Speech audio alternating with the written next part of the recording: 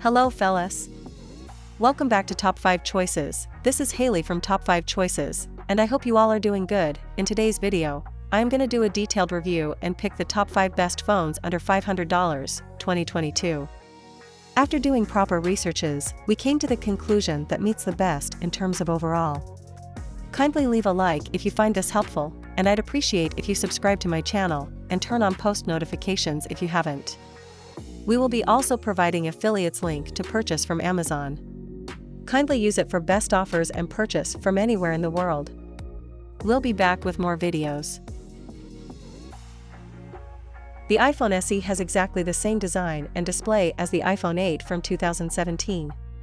Using this form factor and screen hardware allowed Apple to keep the cost of the device as low as it has, as it didn't need to invest in a whole new manufacturing process. It feels like the iPhone world has moved on in 3 years though. Now the 4.7-inch screen with the chunky bezels above and below feels like it belongs to the past. In that time, the flagship iPhone range has moved to an all-screen design. Barring a notch at the top, you're presented with barely any bezels, while with more premium aluminum inside, things have got a little weightier in recent years. One suspects that if Apple had rebooted the original iPhone SE shape, with the smaller 4-inch screen and clickable home button, the new iPhone SE 2020 features a haptic button that doesn't move, it would still have sold well. But the larger 4.7-inch LCD screen is more useful for today's apps, which make good use of the extended display. One thing that many will miss is the 3.5mm headphone jack. We've been lamenting its loss for many moons now, but as the original iPhone SE, or other cheaper phones that are 2 to 3 years old that you might be upgrading from, had this feature, we can see it might still cause consternation. The display on the iPhone SE 2020 might not be the most feature-rich, but it's fine. Given the target market this phone is aimed at, those who want a new iPhone, but don't want to spend a huge amount of money on one, there's not really an expectation of a fancy OLED display here.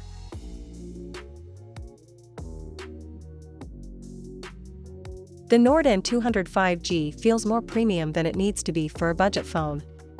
While cheaper phones these days look better than they ever have, the Moto G9 series is a great example. This OnePlus handset still looks a cut above the Nord N205G's. Plastic back feels more like glass, with a frosted finish of the kind we'd expect to see on a pricier phone.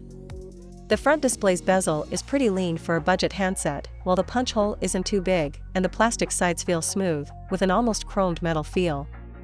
The N205G doesn't have an in-screen fingerprint sensor, but it does have the next best thing, an extra-large lock button on the right side that has a fingerprint scanner built in.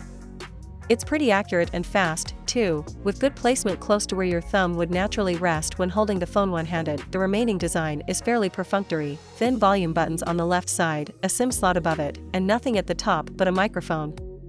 The bottom of the phone has a USB-C slot in the middle, speaker to the right, and a 3.5mm headphone jack on the left. The N205G packs a 6.49-inch IPS LCD display with full HD+ 2400 by 1080 pixel resolution.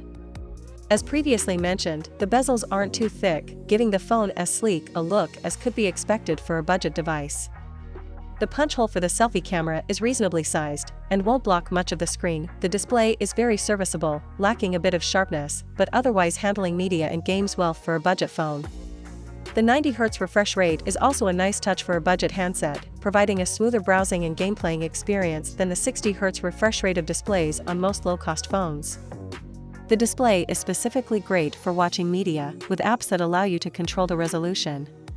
When we watched Netflix, for instance, the picture was fine but not terribly sharp, but when we set the screen to 1080p on YouTube, the display was able to show content in great clarity, especially brightly lit scenes. The Samsung Galaxy A52 5G is a tale of two phones, the outer and inner.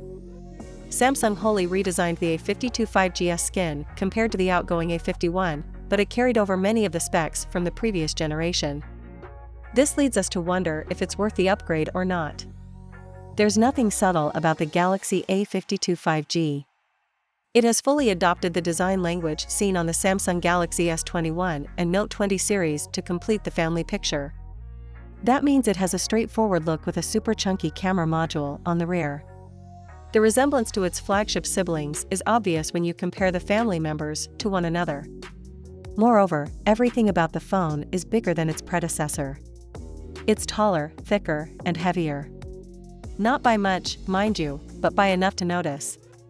One thing separates the A52 5G from its more expensive Galaxy S brethren: materials. Where the pricier models are metal and glass, the A52 5G's rear is made of polycarbonate. Both the mid-frame and the rear panel are made from plastics, and the front panel is covered in Gorilla Glass 5. It's worth pointing out that the rear plastics are more durable than glass, and you might be able to get away with using the phone without a case. Further, Samsung upgraded the Galaxy A52 5G with dust and water protection, thanks to the IP67 rating. That's a huge bonus over last year's phone. Despite the plastics, the matte materials are appealing and could be mistaken for glass from a distance. The overall feel of the phone is quite good. The remaining design elements are function over form, but that's not a bad thing. The power button and volume toggle are high on the right edge of the phone. While the buttons are easy to find and use, feedback borders on cheap. The combo SIM card/memory card tray is tucked into the top edge. It supports microSD cards up to 1 TB. Samsung kept the phone's left edge entirely free of design elements, but the bottom contains the USB-C port, headphone jack, and downward-firing speaker. Together with the earpiece, the phone produces stereo sound. For a $500 phone, I was hoping for slightly better. Music comes across as a bit thin, with high-frequency sounds prevailing over bass tones. It's fine if you're not overly discerning, but there are phones out there that sound better. Still, the A51 5G didn't have stereo speakers at all, so that's something.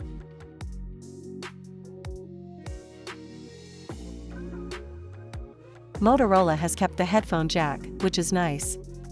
I'm also glad to see a USB Type-C port here. The Aurora Gray color unit that I'm testing hides fingerprints well, so it's not too hard to maintain a pristine look. The rear fingerprint sensor doesn't miss a beat, but the unlocking process is a bit slow. Face recognition is much slower, and so I never ended up using it. I like the rear camera module design of the Moto G10 Power. It doesn't protrude too much, and you get a total of 4 sensors, which is not often seen at this price. On the other hand, the HD Plus display looks unmistakably low budget, with jagged edges visible on icons and slight color banding in some gradients in photos. Viewing angles aren't the best either. Initially, I did find the brightness to be inadequate, however this display is still very legible even under direct sunlight. The Moto G10 Power uses Qualcomm's Snapdragon 460 SoC, which is modestly powerful but certainly not the best in this segment. Realme's recent Narzo 30A has a MediaTek Helio G85, which offers more power at a lower price. However, Motorola does make up for this in a way by offering an official IP52 rating for water resistance and dual-band Wi-Fi. The Moto G10 Power does support plenty of satellite navigation systems and has all the basic sensors, although it's missing a compass. Google is pretty proud of the Pixel 5a display, calling it the biggest one ever on a bezel-less Pixel, which covers the Pixel 4a for 5G and 5. At 6.43 inches, the Full HD OLED screen on the Pixel 5a is vibrant and bright. It's not the most impressive panel we've ever seen, but it's very good all the same, especially at this price. One thing I really appreciate is how easily I can see what's on the display when I'm out in direct sunlight. When I was out wandering around to capture photos for this Pixel 5a review, I found myself surprised and impressed because I could see the photos I'd just taken. Normally, I have to find shade to see the photos clearly enough. Not so with the 5a, and not every phone that crosses my desk can claim that. Like the rest of the phone, the Pixel 5a's display gets the job done. Neither awful nor amazing, the screen is average in the best kind of way. One area that has definitely improved over the Pixel 4 is the viewing angles. With the 4a, you'd start to notice distortion pretty quickly when viewing the phone from an off angle. I ran into no such problem with the Pixel 5a. In fact, the display has fantastic viewing angles and little visible distortion until you get to closer to 180 degrees, as you do with most phones. Once you go with an OLED screen, it's hard to go back to LCDs on a phone.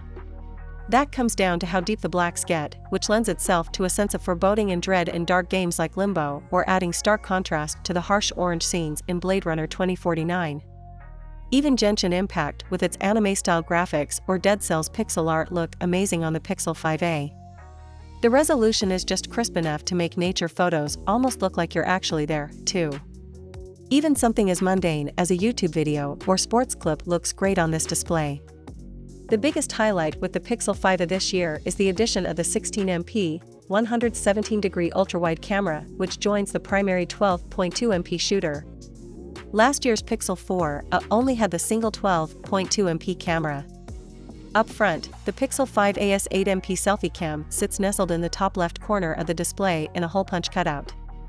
The night modes differ greatly between the two phones, mostly because the iPhone SE doesn't have one. This remains a strange omission on Apple's part, but the Pixel 5a features Google's excellent night sight. You can see how well the 5a handled the smoker at night, producing a clear image with plenty of detail. The smoker is still visible in the iPhone SE's photo, but it's harder to see.